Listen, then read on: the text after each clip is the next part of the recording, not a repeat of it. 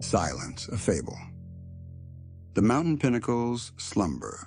Valleys, crags, and caves are silent. "Listen to me," said the demon as he placed his hand upon my head. "The region of which I speak is a dreary region in Libya, by the borders of the river Zaire, and there is no quiet there, nor silence. The waters of the river have a saffron and sickly hue, and they flow not onwards to the sea, but palpitate forever and forever beneath the red eye of the sun with a tumultuous and convulsive motion. For many miles on either side of the river's oozy bed is a pale desert of gigantic water lilies. They sigh one unto the other in that solitude and stretch towards the heaven, their long and ghastly necks, and nod to and fro their everlasting heads. And there is an indistinct murmur which cometh out from among them like the rushing of subterrene water, and they sigh one unto the other. But there is a boundary to their realm, the boundary of the dark, horrible, lofty forest. There, like the waves about the Hebrides, the low underwood is agitated continually. But there is no wind throughout the heaven, and the tall primeval trees rock eternally hither and thither with a crashing and mighty sound, and from their high summits, one by one, drop everlasting dews, and at the roots strange poisonous flowers lie writhing in perturbed slumber. And overhead, with a rustling and loud noise, the gray clouds rush westwardly forever, until they roll a cataract over the fiery wall of the horizon. But there is no wind throughout the heaven. And by the shores of the river Zaire there is neither quiet nor silence. It was night, and the rain fell. And falling, it was rain. But having fallen, it was blood. And I stood in the morass among the tall, and the rain fell upon my head, and the lilies sighed one unto the other in the solemnity of their desolation. And all at once the moon arose through the thin, ghastly mist, and was crimson in color. And mine eyes fell upon a huge gray rock which stood by the shore of the river, and was lighted by the light of the moon. And the rock was gray and ghastly, and tall, and the rock was gray. Upon its front were characters engraven in the stone, and I walked through the morass of water lilies, until I came close unto the shore, that I might read the characters upon the stone. But I could not decipher them.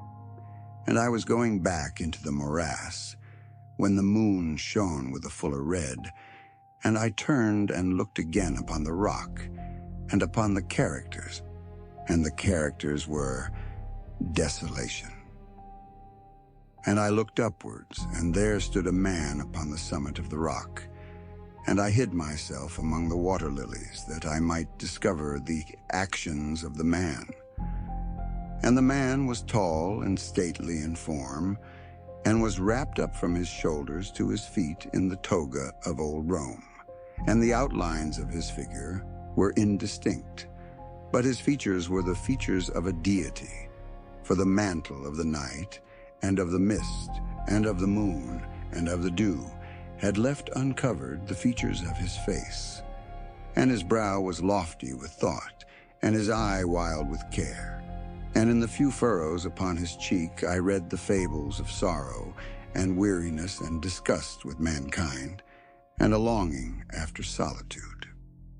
And the man sat upon the rock, and leaned his head upon his hand, and looked out upon the desolation. He looked down into the low, unquiet shrubbery, and up into the tall, primeval trees, and up higher at the rustling heaven, and into the crimson moon. And I lay close within shelter of the lilies, and observed the actions of the man. And the man trembled in the solitude. But the night waned, and he sat upon the rock. And the man turned his attention from the heaven, and looked out upon the dreary river Zaire, and upon the yellow, ghastly waters. and upon the pale legions of the water lilies. And the man listened to the sighs of the water lilies, and the murmur that came up from among them. And I lay close within my covert, and observed the actions of the man. And the man trembled in the solitude, but the night waned, and he sat upon the rock. Then I went down into the recesses of the morass, and waded afar in among the wilderness of the lilies, and called unto the hippopotami which dwelt among the fens in the recesses of the morass. And the hippopotami heard my call, and came with the behemoth unto the foot of the rock, and roared loudly and fearfully beneath the moon. And I lay close within my covert, and observed the actions of the man. And the man trembled in the solitude, but the night waned, and he sat upon the rock. Then I cursed the elements with the curse of tumult, and a frightful tempest gathered in the heaven where before there had been no wind, and the heaven became livid with the violence of the tempest, and the rain beat upon the head of the man, and the floods of the river came down, and the river was tormented into foam, and the water lilies shrieked within their beds, and the forest crumbled before the wind, and the thunder rolled, and the lightning fell, and the rock rocked to its foundation. And I lay close within my covert, and observed the actions of the man. And the man trembled in the solitude, but the night waned, and he sat upon the rock.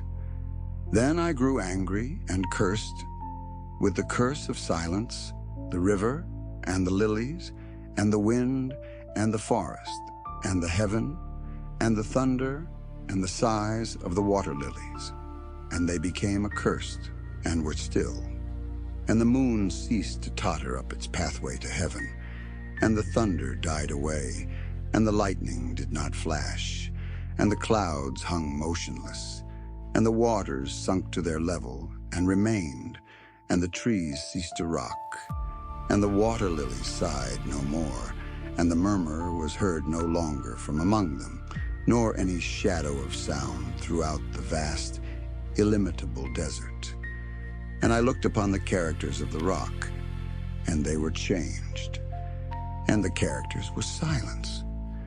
And mine eyes fell upon the countenance of the man, and his countenance was wan with terror. And hurriedly he raised his head from his hand, and stood forth upon the rock, and listened. But there was no voice throughout the vast, illimitable desert, and the characters upon the rock were silence. And the man shuddered, and turned his face away, and fled afar off in haste, so that I beheld him no more.